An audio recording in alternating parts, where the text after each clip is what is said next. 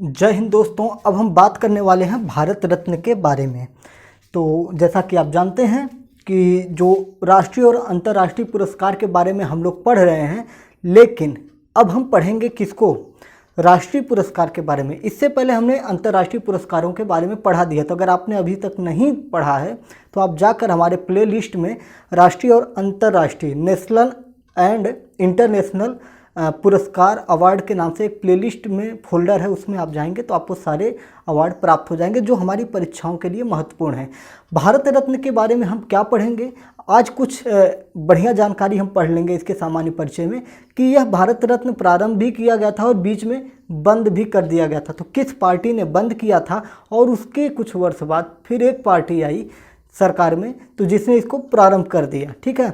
और जब स्थापना हुआ था तो उस वर्ष किन किन लोगों को यह पुरस्कार वितरित किया गया था ये भी हम जानेंगे। तो चलिए आइए शुरू करते हैं भारत रत्न के बारे में। तो ध्यान से इसको देखिएगा। यह क्या है? एक राष्ट्रीय पुरस्कार है जो भारत का सर्वोच्च पुरस्कार है, ठीक है। भारत का सर्वोच्च पुरस्कार है, यह सबसे बड़ा पुरस्कार है भारत का, ठीक है। इसकी स्थापना कब हुई थी? तो भारत रत्न की स्थापना 1954 ईस्वी में हुई थी। कब हुई थी? 1954 ईस्वी में हुई थी। अब हुआ था तो किसने किया था स्थापना? तो उस समय के तत्कालीन राष्ट्रपति, जो भारत के तत्कालीन राष्ट्रपति 1954 में हुआ करते थे, डॉक्टर राजेंद्र प्रसाद, उन्हीं के द्वारा यह किया गया था।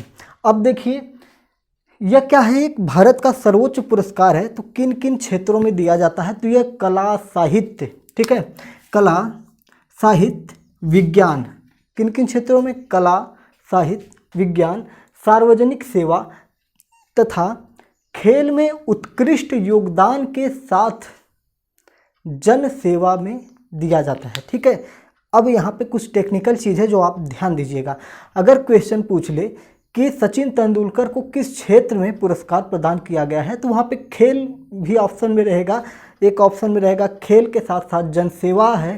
तो ये सारी चीज़ें हैं। तो आपको ध्यान देना है कि सचिन तेंदुलकर को खेल के लिए पुरस्कृत केवल नहीं किया गया है, खेल में उन्होंने भारत का नाम विश्व स्तर पे बढ़ाया है। लेकिन यहाँ पे देखिए, ध्यान दीजिएगा दोस्तों कि खेल में उत्कृष्ट योगदान के साथ जन सेवा, तो सचिन तेंदुलकर जो है एक सामाजिक व्यक्ति हैं, वो समाज सेवा भी करते हैं। कई सारे उनके संस्थाएं हैं जो समाज सेवा में कार्य करती हैं, ठीक है।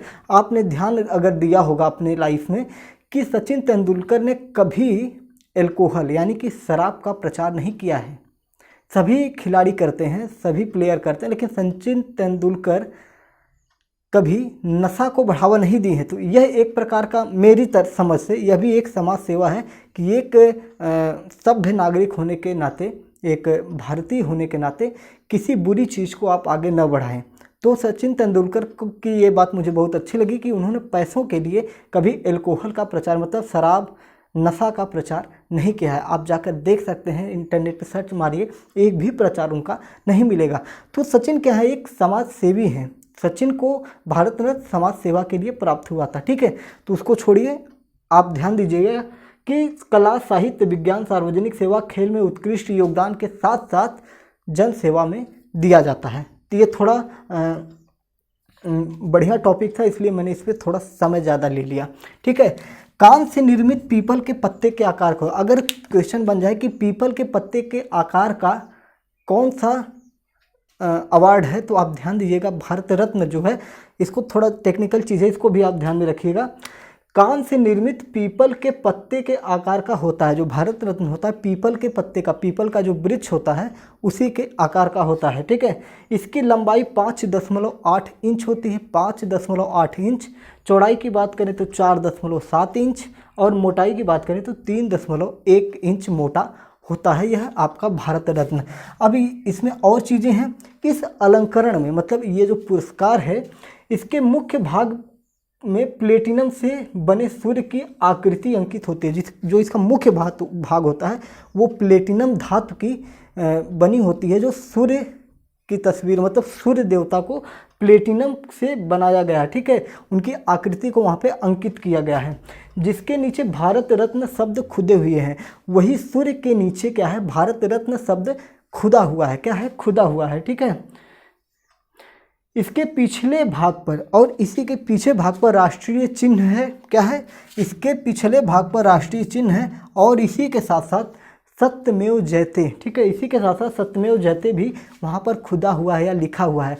क्वेश्चन बनता है कि सत्यमेव जयते कहाँ से लिया गया है, सत्यमेव जयते किस जगह से लिया गया है? तो आप ये ध्यान में रखिएगा कि सत्यमेव जयते जो है आपका मुंडकोपनिषद से लिया गया है। मुंडकोपनिषद एक उपनिषद है और इसी मुंडकोपनिषद से आपका सत्यमेव जयते शब्द लिया गया है, ठीक है। इसको बंद कब किया गया था? जो बात मैंने शुरुआत में की, इसको बंद किसने किया था? तो इसको बंद किया था वर्ष 1977 ईस्वी में। देखिए 1954 ईस्वी में यह प्रारंभ हुआ था और 1977 ईस्वी में इसे जनता पार्टी सरकार द्वारा बंद कर दिया गया था।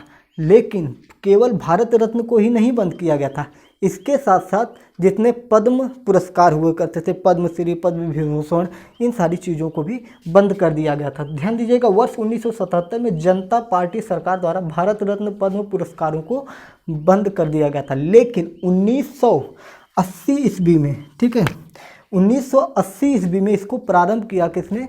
भारतीय राष्ट्रीय कांग्रेस, ठीक है, कांग्रेस पार्टी ने इसको फिर से प्रारंभ किया था।